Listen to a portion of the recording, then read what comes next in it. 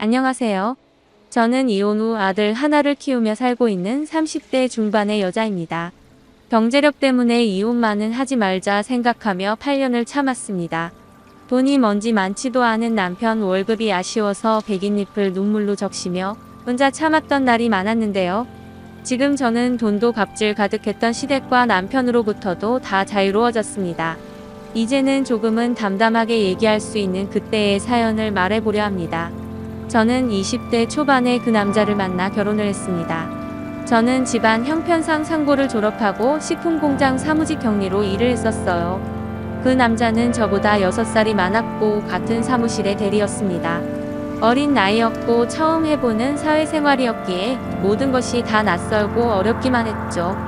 그래서인지 저에게 친절하게 대해주고 회사 생활을 잘할 수 있게 도와준 그 남자에게 큰 호감을 느끼다가 연인으로까지 발전하게 되었습니다. 결혼 전 그 남자는 저에게 정말 다정하고 큰 사람처럼 보였어요. 듬직하고 든든해 보였죠.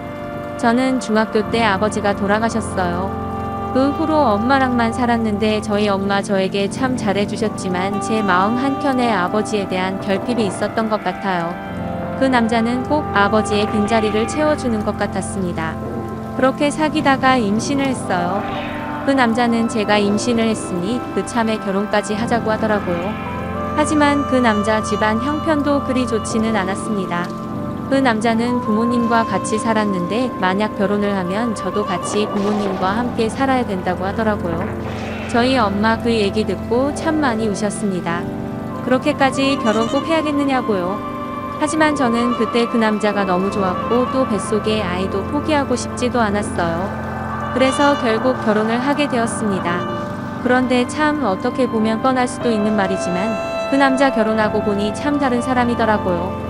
결혼 전에는 그렇게 든든하고 듬직하고 하나부터 열까지 다 자기가 해줄 것처럼 굴었는데요. 결혼하고 보니 완전 마마보이에다가 게으르고 성격도 정말 애 같은 면이 많더라고요.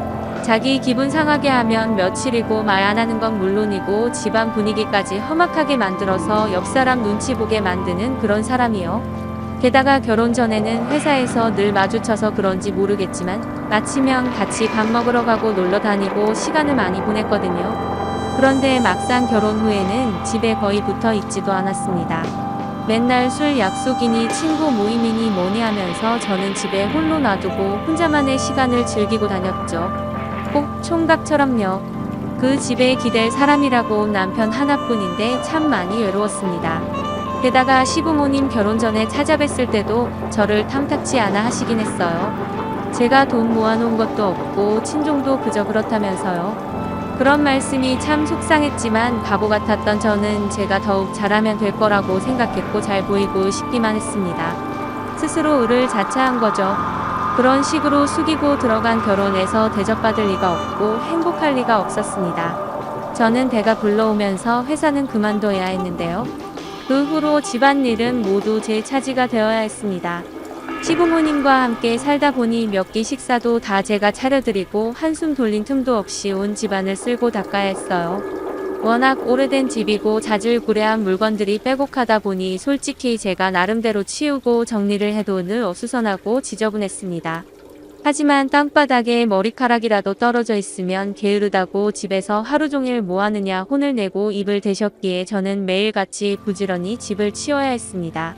만삭의 몸에도 거의 매일같이 화장실 청소를 해야 했는데 오래된 화장실이라 역한 냄새가 많이 올라왔거든요. 하수구 쪽 청소를 하다가 저도 모르게 속에서 받쳐서 몰래 통하면서까지 청소를 해야 했죠. 지금 생각해보면 참 안쓰러울 정도로 악착같이 집을 치우고 닦았어요. 그렇게까지 한 이유는 어머님한테 욕 안 먹고 싶어서였습니다. 어머님은 조금이라도 마음에 안 드는 부분이 있으면 너네 엄마는 집에서 그렇게 해라는 소리를 하셨거든요. 정말 기분 나쁘고 그 소리 안 듣고 싶어서 더 악착같이 굴었던 것도 있습니다. 시부모님 셋이 새끼 밥 차려드리고 남편 퇴근하고 오면 남편 밥도 또 차려주고 설거지하고 주방 정리하고 가족들 거실에서 TV 보며 깔깔대고 있을 때도 저는 쉴 틈 없이 움직여야 했습니다. 가족들 밥은 열심히 챙겨대도 정작 저는 잘 못 먹어서 임신했는데도 살이 빠질 지경이었어요. 게다가 그 집에서 돈을 벌어오는 사람은 남편밖에 없으니 살림도 몹없이 쪼들렸습니다. 아버님은 간헐적으로 일을 나가시는 듯 했는데 수입이 크지 않았고 그 집 자체가 남편 월급으로만 생활하다 보니 정말 쪼들려서 장을 볼 때는 콩나물 한 봉지 사는 것도 고민하면서 사야 했으니까요. 너무 힘들고 결혼 생활이 이런 건가 싶기도 했지만 친정 엄마에게 내색은 못했습니다. 애초에 시부모님들 밥 차려줘야 해서 20분 거리인 친정에도 거의 못 갔지만요. 결혼 극 초반에야 남편이 저에게 수고한다고도 하고 고맙다고도 했지 시간이 지나니까 대놓고 식모 취급이더군요. 무시하고요. 네, 어찌 보면 저는 그 집의 식모였죠. 돈도 안 받고 죽어라 하루 종일 일만 하는 식모요. 아이를 낳고도 상황은 별로 달라지지 않았습니다. 육아는 육아대로 하고 집안일도 그대로 해야 했으니까요. 어머님은 며느리 들였다는 이유로 집안일은 손 하나 까딱 없으면서 이래저래 잔소리는 심하셨어요. 시간이 지날수록 나는 도대체 뭘까, 내가 공짜로 일해주고 밥해주러 결혼해서 여기에 있는 걸까 극도의 우울증이 찾아왔습니다. 아이를 사랑했지만 임신만 아니었으면 결혼 안 했을 텐데 라는 생각이 자꾸만 들고 아무 죄 없는 아이한테까지 원망이 들었어요. 그냥 눈을 감으면 다시 안 뜨고 싶고 이대로 죽었으면 좋겠고 겉으로는 아무렇지 않게 씩씩하게 행동하고 집안일도 열심히 하고 시부모님이 핀잔하거나 남편이 무시해도 그냥 웃고 넘겼거든요. 하지만 속에서는 그게 다 골마가는지 자꾸만 그냥 확 죽고 싶다는 생각이 들더라고요. 그러다가 정말 몇 년 만에 예전 친구를 만나게 되었습니다. 그 친구는 타 지역으로 대학을 가고 거기서 취업까지 해서 더 보기가 힘들었던 친구였어요. 그 친구가 회사를 그만두고 다시 내려왔다고 보자고 하더라고요. 참 제가 좋아했던 친구기에 저도 겨우 시간을 내서 그 친구를 만나러 갔는데 그 친구가 제 모습을 보고 너무 놀라더라고요. 어쩜 이렇게 초췌하고 안 좋아 보이냐고요. 그럴 생각은 아니었는데 저는 결국 친구 앞에서 펑펑 울면서 너무 힘들다고 고백을 했어요. 친구는 몹시 속상해하면서 안 되겠다고 정신과 상담을 한번 받아보라 권유하더라고요. 우울증인 것 같다고요. 저는 그럴 돈도 없고 시간도 없다고 했는데 친구가 너 이러다가 죽는다고 제발 스스로를 보살피리하며 뭐라고 하더라고요. 그 친구 만나고 집으로 돌아오는데 기분이 참 복잡했습니다. 친구를 만나러 나가기 전만 해도 오랜만에 친구를 보는 거라 설레었어요. 하지만 친구에게 하소연을 할 생각은 없었거든요. 나 이렇게 사는 거 굳이 친구에게까지 말해서 걱정 끼치고 싶지도 않았고요. 또 한편으론 저도 결혼 생활 내내 이렇게 살다 보니 그냥 나는 이러고 살아야 되는 사람인가 보다 싶기도 했거든요. 하지만 그날 친구에게 다 털어놓고 진짜 제 속마음을 저도 꺼내놓고 보니 몹시 속상하더라고요. 그렇게 며칠은 더 우울했는데 친구가 저 대신 정신과 상담을 잡아놨다며 나오라는 겁니다. 처음엔 거절했지만 친구가 저를 위해 일부러 상담까지 잡은 거라고 하니 나가야겠더라고요. 제가 친구를 만나러 간다고 밥은 다 차려놨으니 아이만 조금 봐달라 시부모님께 부탁을 드렸어요. 그랬더니 어머님이 인상을 팍 쓰면서 너 왜 자꾸 친구 만난다면서 밖으로 놔두냐? 친구 마장 어디서 늦바람 난 거 아니고 그러면서 톡 쏘아붙이시더라고요. 저 장 보는 거 말고 거의 외출도 잘 안 했는데 참 너무하신다 싶더라고요. 며느리는 이렇게 사는 게 너무 힘들어서 죽고 싶어서 동아줄이라도 잡는 셈 치고 상담 가는 건데요. 애까지 내팽개치고 뭔 놈의 친구냐고 한참 뭐라 하시는 거 아무 소리 안 하고 듣고 나왔습니다. 상담받으니 우울증이 굉장히 극심하대요. 게다가 감염성 우울증 증세로 겉보기엔 괜찮아 보이고 밝아 보이지만 속에서는 우울증 증세가 몹시 심각한 상태라며 치료를 꼭 받아야 된다고 했습니다. 약도 꾸준히 복용해야 된다고 했고요. 그날 정말 펑펑 울고 제 자신을 돌아봤어요. 친정이 못 살고 해온 것도 없이 결혼을 했고 내가 사회에 나가봐야 뭘 할 수 있겠냐며 늘 저를 후려치는 말들을 결혼 생활 내내 듣고 살았습니다.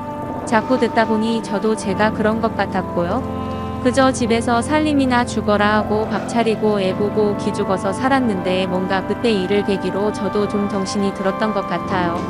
저는 의사 선생님의 조언으로 저의 유일한 편일 수밖에 없는 엄마에게 다 말씀드렸어요. 제 얘기를 들은 엄마는 너무 마음 아파하셨어요. 그러면서 정신과 치료 꾸준히 받아보라며 상담비도 엄마가 내주셨어요. 그렇게 저는 장 보러 간다는 핑계로 몰래 정신과 상담을 받았는데 결국 어머님과 남편에게 들키고 말았습니다. 그런데 제가 무슨 뇌도를 저지른 것도 아니고 이대로라면 죽고 싶어서 좀 살자고 치료받은 게 잘못인가요?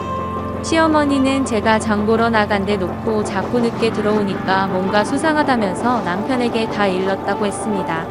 그리고 남편도 몰래 제 뒤를 캐다가 제 약을 보고 제가 정신과 상담을 받는다는 걸 알게 됐고요. 정신과 치료가 죄도 아니고 오히려 우울증이 극심한데도 그걸 숨겨가며 지낸 며느리가 불쌍하지도 않나 보더라고요. 저한테 막 핏대까지 세우며 화를 내시더군요. 너 정신병까지 있으면서 속이고 결혼했냐? 정신병 아니고 우울증이에요. 네가 뭐가 우울한데 결혼하고 매일같이 집안일에 식사 준비에 육아에 저만을 위한 시간도 없고 저 알아주는 사람도 없고 너무 힘들었어요. 저는 눈물까지 흘리며 제 마음을 고백했어요. 제가 진심으로 제 마음을 털어놓으면 시부모님도 남편도 조금은 미안해 할 줄 알았습니다. 그런데 웬걸요 펄쩍 뛰시더군요. 얘 좀 봐, 누가 보면 너 구박하고 못살게 굴 줄 알겠다. 가진 거 없이 애 가져서 덜렁 결혼까지 한 주제에 그럼 네가 뭘 할 건데 집에서 놀면서 살림 안 하고 아무것도 안 할 거면 너 뭐 할 건데. 다 그러고 산다. 왜 혼자 유난히 청승이야. 그렇게 사는 거 병원 가서 치료까지 받아야 될 일이야. 다 그러고 살아 나만 그러고 사는 줄 아니. 거기다가 남편도 그러더라고요. 야 나는 밖에서 힘들게 돈 벌어오는데 뭐 우울증 치료 그딴 거나 하면서 돈이나 쳐쓰고 있냐. 너 되게 시간 많고 심심한가 보다. 라더군요. 어머님은 둘째치고 남편한테까지 그렇게 말을 들었을 때 그 심정이 말도 못하겠더라고요. 엄마가 대주신 거야. 당신도 쓴 거 하나도 없어. 장모님도 참 어지간하다. 정신병이는 딸내미 속이고 결혼까지 시키고 몰래 치료빈 해주고 그럴 돈 있으면 차라리 나를 달라고 그래. 그 말에 저는 완전 꼭지가 돌더라고요. 당신이랑 결혼해서 내가 이렇게 된 거야. 이 집구석에서 처박혀서 죽어라 해보고 집안일만 하다가 내가 이렇게 된 거라고. 그런데 제 말에 남편이 저를 때리려고 손을 확 들더라고요. 저는 그때 너무 놀랐습니다. 싸운 적도 한 번씩 있었지만 그런 행동은 처음 봤거든요. 저희 아이 옆에서 울고 직접적으로 때리지는 않았지만 저는 그게 너무 충격이었어요. 지금 때리려고 진짜 마음 같아서는 저는 남편에게 말했습니다. 그만 살자.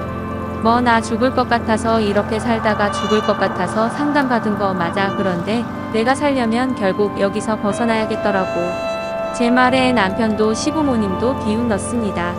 이혼은 아무나 하니 네가 뭐 있다고 돈은 있어서 이혼해 뭐 먹고 살려고. 저도 비웃어 주었죠. 뭐래도 못 먹고 살겠어요. 여기서도 돈 한 푼 없이 공짜 식모는 5년이나 해줬는데 이혼해 그럼 누가 아쉬운데. 나중에 잘못했다고 바짓가랑이 잡고 울지나 마. 내가 진짜 어처구니가 없다. 그렇게 할 일 없으니까 이혼해. 저는 그렇게 아이를 데리고 나가려고 했는데 어머님 난리를 치시더라고요. 야 민승이는 두고 가. 어디 남의 손주를 데리고 가. 정신병까지 있는 주제에 애를 본다고 웃기지 말라 그래. 평소에 애를 봐주면 얼마나 봐줬다고 저런 소리를 하시더라고요. 저는 데리고 갈 거라고 했고 거기서 실랑이가 일어났습니다.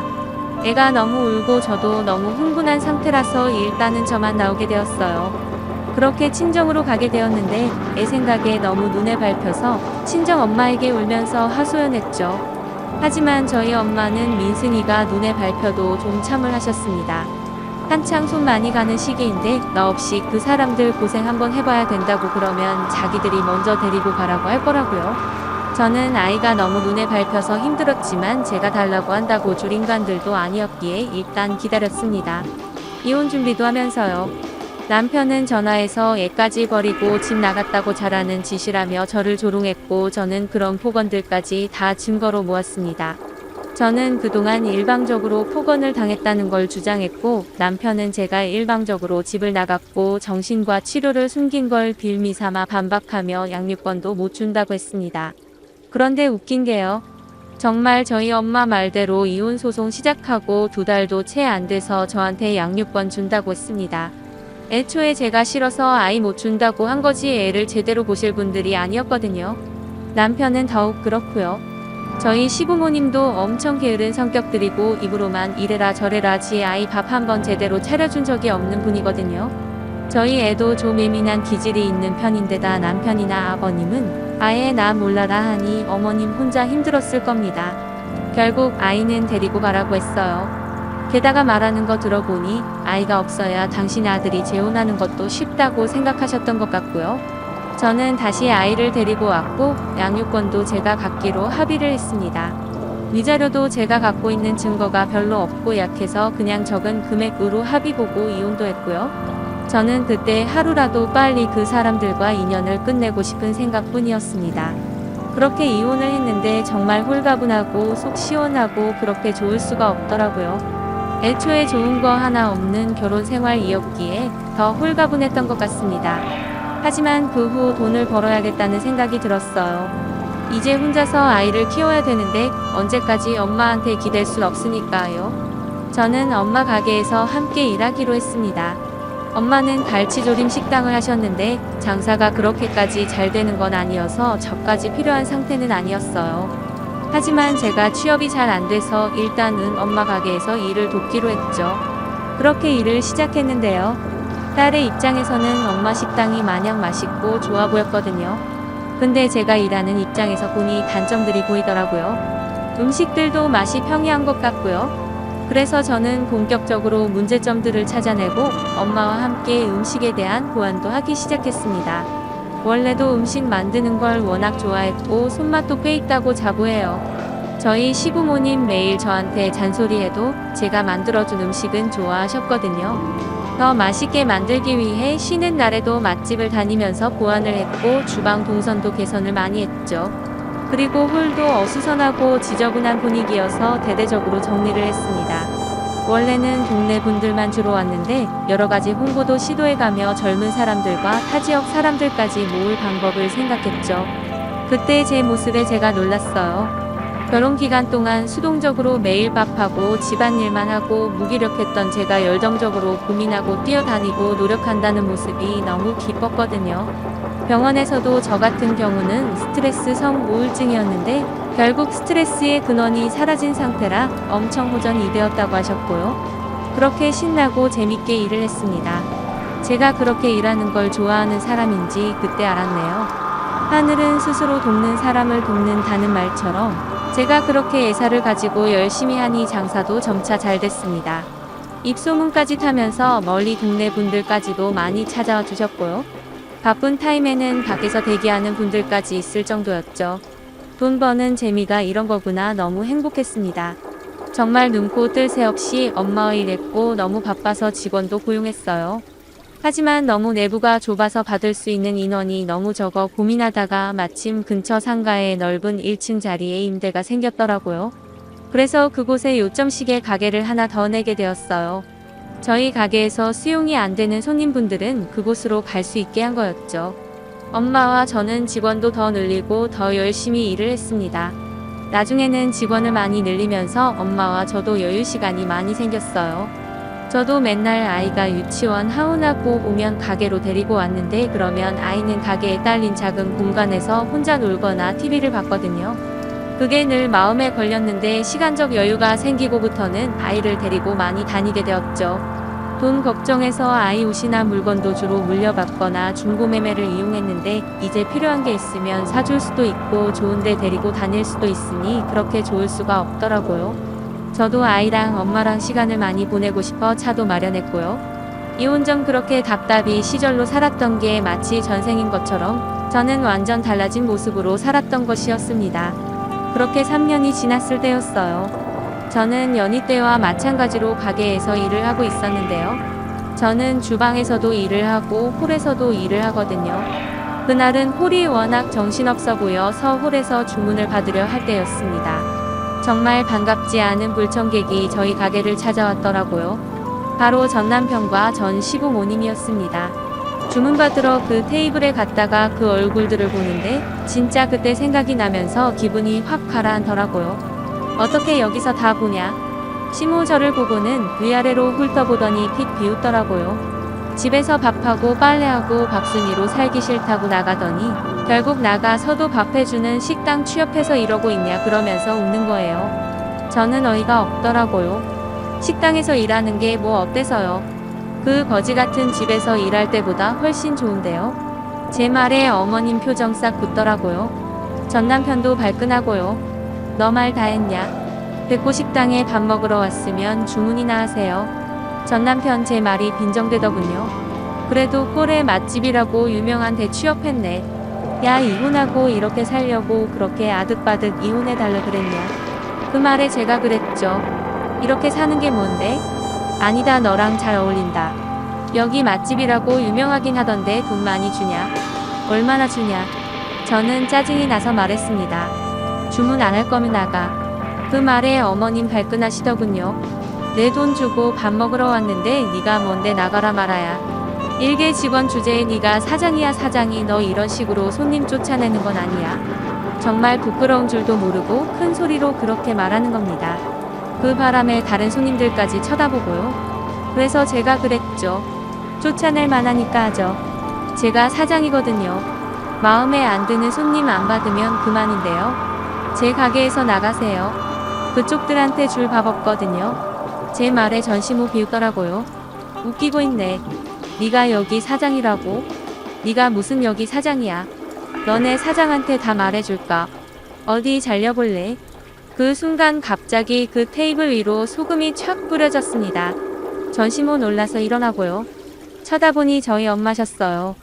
여기 내 딸 가게 맞아. 어디서 재수없게 여길 와. 남의 집 귀한 딸 데리고 가서 죽어라 일만 시키고 가증 구박했던 주제에 뭘 잘했다고 여기까지 밥 처먹으러 왔는데 당신 애들한테 줄 밥 없어. 꺼져. 엄마 말에 전시모도 부들거리더군요. 어디다가 소금을 뿌려. 그리고 여기가 얘 가게라고. 그래, 이거 우리 가게다. 내 딸 이혼하고 나니까 일이 아주 술술 풀리더구만. 볼 것도 없는 거지 같은 집 주제에 시댁이란 이유로 내 딸 잘 두고 박했지. 내가 지금도 생각하면 복장 터지는데 어디 와서 아직도 시건방을 떨고 있어. 당신들이 뭔데? 저희 엄마 그렇게 큰 소리 내며 화내시는 일 거의 없는데 진짜 화가 많이 나신 것 같더라고요. 엄마의 말에 전 남편도 발딱거리고요. 거 말씀 좀 가려서 하세요. 누구더러 시건방이니 뭐니 그러세요. 너나 가려서 해. 네가 뭔데? 어린 내 딸한테 온갖 이빠른 소리를 해서 결혼까지 해놓고 그 집에 처박아 두고 나 몰라라 했지. 내가 너네 집 찾아가서 뒤집어 엎고 싶은 적이 한두 번이 아니야. 됐고 당신들 나가. 가방 팔 거니까 당장 나가. 식당 좀 잘 된다고 눈에 뵈는 게 없나. 시모와 전 남편이 그러는데 갑자기 옆에 있던 단골 손님이 뭐라 하시더라고요. 어이 이봐요. 사장이 안 판다잖아. 밖에서 기다리는 사람 안 보여요. 자리 차지하지 말고 나가요. 그러니까 그리고 다른 사람들 밥 먹는데 웬 소란이에요. 엄마의 말을 들은 다른 손님들도 입을 모아 전시부모와 남편에게 뭐라고 하시더라고요. 소란 피우지 말고 나가라고요. 제 편을 들어서 대신 뭐라고 해주신 그때 그 손님들 참 고맙더라고요. 전시모도 악착같이 뭐 이런 집이 다 있냐 어디 손님을 쫓아내냐 난리 쳤지만 결국 주변 사람들의 성화에 쫓겨나듯 저희 가게를 나갔습니다. 저는 보란듯이 그 가족들 쫓아내고 웃으며 기다리고 있는 손님 들어오시라 했고요. 전시부모와 전남편 나가고 저희 엄마는 손님들께 식사하는데 시끄럽게 해서 죄송하다고 사과하셨어요. 하지만 손님들 오히려 괜찮다며 얘기 들어보니 못된 인간들이라면서 오히려 저와 엄마에게 격려해 주시고 위로해 주시더라고요. 저희 엄마도 감사하다며 음료나 주류 비용은 서비스라고 하셨고요. 저희 가게 와서 속 끓는 소리 한 건 너무 짜증나지만 한편으로는 그렇게 쫓아내버렸던 상황이 속이 시원하더라고요. 제대로 말 한마디 못하고 이혼한 게 생각할 때마다 속에 뭐가 얹힌 것처럼 갑갑했는데 그 일 잊고 조금은 후련해졌다고나 할까요. 전 남편 놈은 나중에 아들 면접 교섭 때 만나서 엄마 돈 잘 버냐 차는 못하냐 꼬치꼬치 캐물었다는데 참 끝까지 찌질하고 재수없더라고요. 지가 알아서 뭐 어쩌려고요. 저희 아들도 아빠 불편하고 같이 있기 싫다 해서 면접 교섭이라고 만나봤자 얼마 안 있다가 오기 일쑤더라고요. 남편으로도 참 별로였지만 아빠로는 더 별로인 그 남자. 제 눈에 콩깍지가 잘못 씌어서 결혼까지 하고 마음고생하며 살았네요. 그때의 저를 떠올리면 아직도 씁쓸하고 마음이 안 좋기도 하지만요. 또 어떻게 생각해보면 그때의 제가 있었기에 지금의 생활에 더 만족하고 감사함을 느낀다고 생각합니다. 길지 않은 인생이지만 살아보니 모든 것은 다 때가 있기 마련이더라고요. 그때 너무 힘들었던 시절도 결국 저를 좀 더 단단하게 만들어주기 위한 과정이라고 생각하면 마음이 훨씬 낫고요. 이제는 조금은 가벼워진 마음으로 과거를 말할 수 있게 되었습니다. 앞으로도 늘 감사한 마음을 가지고 행복하게 잘 살았으면 합니다. 제 사연 들어주셔서 감사합니다.